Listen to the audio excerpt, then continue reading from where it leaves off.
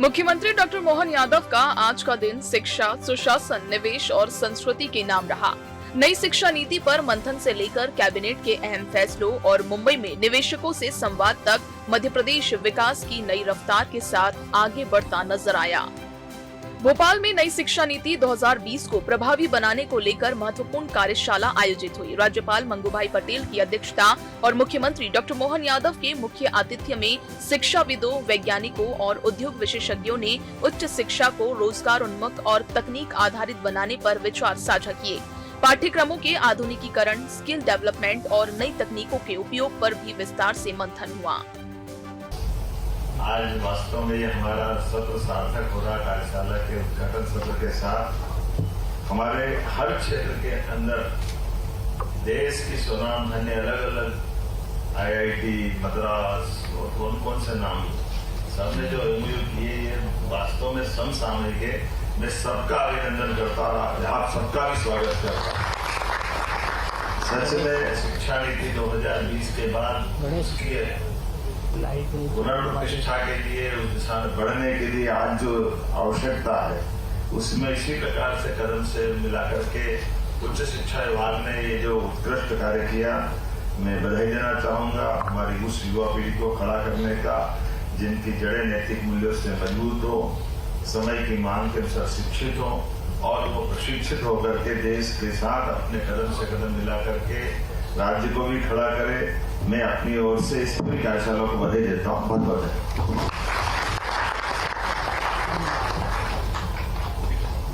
मुख्यमंत्री डॉक्टर मोहन यादव की अध्यक्षता में हुई कैबिनेट बैठक में विकास और जनहित से जुड़े कई महत्वपूर्ण फैसले लिए गए। प्रदेश में एआई आधारित मिशन बुनियाद की शुरुआत को मंजूरी मिली। 60 नए सांदीपनि विद्यालयों के विस्तार और ज्ञान एवं प्रौद्योगिकी विभाग की योजनाओं के लिए 1099 करोड़ रुपए स्वीकृत किए गए। वहीं सहकारिता क्षेत्र में भी किसानों को राहत देने के लिए अहम निर्णय हुआ। बोर्ड की परीक्षा में एक नया नियम चालू करा, ये आप भी ध्यान देना। उसमें अलग अलग जिलों में जिस स्कूल के प्राचार्य लगातार 3 साल से 10 to 12 बोर्ड में 100% रिजल्ट और 100% रिजल्ट में प्राइवेट स्ट्रीम, ये ऐसे शिक्षकों को पुरस्कार देने के लिए मैंने गुरु पूर्णिमा के अवसर पर उनका सम्मानित किया। लगभग 12-13 स्कूल निकले सरकारी में, जिनमें ऐसे प्राचार्य को 1 लाख और स्कूल को 5 लाख, क्योंकि 100% रिजल्ट देना बोर्ड एग्जाम। और वो बच्चे कैसे भी आए, भले वो 9th में एलिमेंट्री से आए, कैसे भी आए, सारे बच्चों को फर्स्ट क्लास ला देते हैं। ये मतलब प्राचार्य कितनी मेहनत करते हैं बाकी स्कूल के शिक्षकों ने दिखा। दूसरा, आज मैं वैसे आपकी जानकारी के लिए बता दूं कि आपने पहले अपना जो निवेश को लिए लेकर जो काम चल रहा है, इसमें अपना ग्वालियर बेल्ट के अंदर टेलीकॉम कम्युनिकेशन का एमओयू दिल्ली में हुआ माननीय सीधा जी के साथ। और ये देश के अंदर पहली बार केंद्र सरकार और भारत सरकार, मध्य प्रदेश सरकार के साथ ऐसा प्रयोग हुआ है कि जिसके आधार पर हम अपने राज्य की विशेषताएं, जैसे हम अपने रोजगार देने वाले मामले में जो छूट देते हैं, और भारत सरकार के माध्यम से उन्होंने एक एमओयू किया है ताकि वो केंद्र की योजना को नीचे उतारें। तो ये manufacturing hub, plug and play, मतलब बिल्डिंग बना करके देने में औद्योगिक क्लस्टर टाइप बनेगा, हजारों लोगों को रोजगार मिलेगा।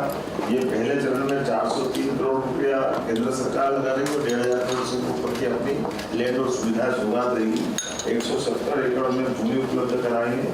मैं मान के चलता हूँ कि आने वाले समय में 12 से 15 हजार करोड़ का निवेश मिलेगा और 5 से 10 हजार 14 हजार लोगों को रोजगार मिलेगा। जन विश्वास अभियान 2026 के बारे में ये अच्छा अभियान है। हम सब मिलकर के 7 तारीख से इसमें आगे बढ़ेंगे कि 9 से लेकर 17 अगस्त तक घर घर तिरंगा अभियान चलाने का प्रदेश भर का अभियान है। इसमें 9 तारीख को राजधानी में होगा। वंदे मातरम के 150 वर्ष होने का ये जश्न मनेगा। इसमें खास बात है, इसमें तिरंगा के साथ सेल्फी हर घर तिरंगा पोर्टल पे अपलोड भी हमको करना है। निशातपुरा में एक नया रेलवे स्टेशन का लोकार्पण हुआ। माननीय रेल मंत्री और माननीय प्रधानमंत्री को धन्यवाद। अपना एक नया स्टेशन मुंबई में telecom manufacturing zone investors meet और रोड शो के जरिए मध्य प्रदेश ने निवेश की संभावनाओं को देश के बड़े उद्योग समूहों के सामने रखा। ग्वालियर में विकसित हो रहे देश के पहले टेलीकॉम मैन्युफैक्चरिंग जोन में 10,000 करोड़ रुपए से अधिक निवेश आकर्षित करने का लक्ष्य है। FHCL, डिक्शन और VVDN जैसी कंपनियों ने निवेश में रुचि दिखाई है। जैसा कि माननीय अग्रवाल जी और हमारे नीरज मंडलोई जी ने बताया है, वर्तमान का समय सच में यशस्वी प्रधानमंत्री के नेतृत्व में सभी क्षेत्रों में तेजी से गति से बढ़ने का है और उसी में एक कदम हमने भारत सरकार के साथ मिलकर के मध्य प्रदेश सरकार की ओर से बढ़ाया है। टेलीकॉम सेक्टर का ये हमारा ग्वालियर का जोन, ये सच में हमारी बीती 2.5 साल के दरमियान सरकार के माध्यम से सभी सेक्टर को प्रमोट करने के लिए हमने बहुत अच्छी पॉलिसियां बनाई।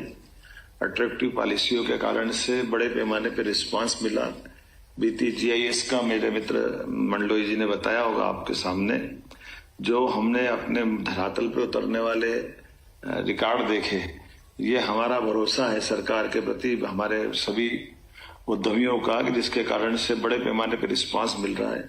मध्य प्रदेश सभी सेक्टर में समान रूप से बढ़ रहा है और जैसा कि आज की दृष्टि से मध्य प्रदेश की अपनी खुद की अगर अंदर की ताकत देखते हैं तो भारत में सबसे सस्ती बिजली, भारत तो क्या दुनिया में सबसे सस्ती बिजली कहीं मिल रही है तो मध्य प्रदेश में मिल रही है। मुझे इस बात का गर्व है।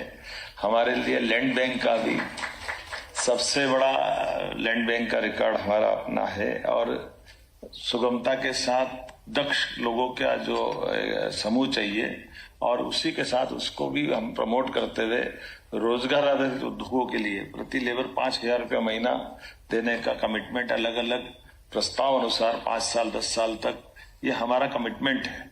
मुझे इस बात की प्रसन्नता भी है। बहुत सारे कारणों से मध्य प्रदेश आज कई सारे सेक्टर में, खास करके इंडस्ट्रियों के सेक्टर में, MSME हो, हेवी इंडस्ट्री हो, लघु कुटीर उद्योग हो, वैसे तो हर अपने क्षेत्र की दृष्टि से अगर देखा जाए तो आज की स्थिति में made in MP, make in MP, faith in MP के कारण से बीते समय जब दिल्ली में हमने अपना पहली मीटिंग की, डाउन टेबल की थी, उसी समय 3,500 करोड़ के निवेश के प्रस्ताव हमको मिले और 12,000 से ज्यादा लोगों को रोजगार मिलने का दिल्ली के अंदर हमारा ये पहला मध्य प्रदेश सरकार के साथ भारत सरकार का सिंधिया जी और हमारे सामने का एक रिकॉर्ड बना था। और पूरे देश के अंदर समय समय पर हम रोड शो करते हुए हमारी सारी पॉलिसियों को सबके सामने लाकर हमारे इस कमिटमेंट को सिद्ध कर रहे हैं। आइए मध्य प्रदेश के साथ जुड़े, बढ़ते समय को पहचाने, अपनी व्यावसायिक छलांग लंबी लगाने के लिए आप सबको मध्य प्रदेश बुला रहा है और मध्य प्रदेश में एक बार आता है वो हमेशा के लिए आ जाता है, वो जाता नहीं है। अपने सभी प्रकार से प्राकृतिक अनुकूलता के अलावा भी देश का दिल है मध्य प्रदेश। पूरा पश्चिम उत्तर दक्षिण सभी क्षेत्रों से मध्य प्रदेश से होकर के ही हर किसी को गुजरना होता है और वैसे भी मध्य प्रदेश में परमात्मा की कृपा से कोई प्राकृतिक आपदा नहीं आती, कोई समंदर का किनारा नहीं कि कहीं अपने दूसरे कारण होंगे या किसी और कारण से। हमारे यहाँ मोटे तौर पर औद्योगिक दृष्टि से भी लगभग 50-60 साल का रिकॉर्ड है, कभी कोई लेबर प्रॉब्लम नहीं हुई। मजदूरों का भी बहुत अनुकूल वातावरण है, किसी हालत में शांति प्रिय नगर है, शांति प्रिय प्रदेश है, लॉ एंड ऑर्डर की कोई पोजीशन नहीं आती है। लेकिन व्यापार व्यवसाय करने के लिए सभी प्रकार के संसाधनों से युक्त होकर के देश के भी और विदेश के, और जैसे कि बताया गया है कि रीजनल इंडस्ट्री कॉन्क्लेव के माध्यम से समग्र मध्य प्रदेश में अलग अलग सेक्टर में हम समान रूप से आगे बढ़ रहे हैं। महोत्सव अवई की उल्लेख आपने नीरज ने बताया है। हमने तो 200 एकड़ से शुरू किया। जिस दिन हम भूमि पूजन करने गए उस दिन तक 1,000 एकड़ से ऊपर का भी हमारा सब कुछ निवेशकों को साथ हो गया। बीते 17 सितंबर यशस्वी प्रधानमंत्री के माध्यम से PM मित्रा पार्क, ये देश का सबसे बड़ा हमारा कॉटन इंडस्ट्री का क्लस्टर था। एक ही दिन में न केवल जहां भूमि पूजन कर रहे थे वो हमारा 2,000 एकड़ से बड़ा पार्क उसी दिन सेल हो गया, कुछ हमारे पास बचा नहीं था। तो ये हमारा आपका प्रेम है, व्यवसायियों का प्रेम है। इसके कारण से हम लगातार अपनी गंतव्य की तरफ धीरे धीरे आगे बढ़ते हुए उम्मीद कर रहे हैं कि ये टेलीकॉम सेक्टर से, और वैसे भी ग्वालियर के अंदर हमारे लिए सौभाग्य की बात है, दिल्ली से और कई कारणों से हमारी सब कनेक्टिविटी ग्वालियर में है। ग्वालियर के अंदर संयोग से हमारे माननीय सिंधिया जी स्वयं ग्वालियर से भी आते हैं और ग्वालियर राजा हमारे लिए ग्वालियर रियासत सिंधिया रियासत के साथ ही तानसेन की नगरी है और रोजगार परक उद्योगों को बढ़ावा देने वाली सभी प्रकार की अनुकूलता है। मैं उम्मीद करूंगा कि आप और हम मिलकर के आज की इस राउंड टेबल में भी अभी तक के ऐसे सकारात्मक संदेश और सकारात्मक अनाउंसमेंट के साथ हमारी आज का एक यात्रा पूरी होगी।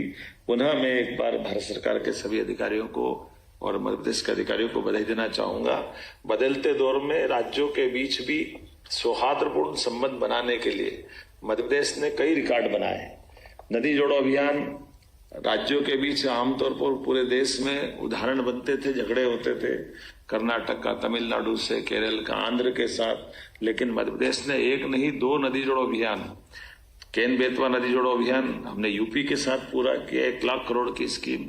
उसी प्रकार से हमारा पार्वती काली सिंह चंबल योजना के माध्यम से राजस्थान के साथ 20-25 साल पुराने जो कोर्ट कचहरी के संबंध थे उसके बजाय सौहार्दपूर्ण संबंधों के आधार पर आगे बढ़ रहे हैं।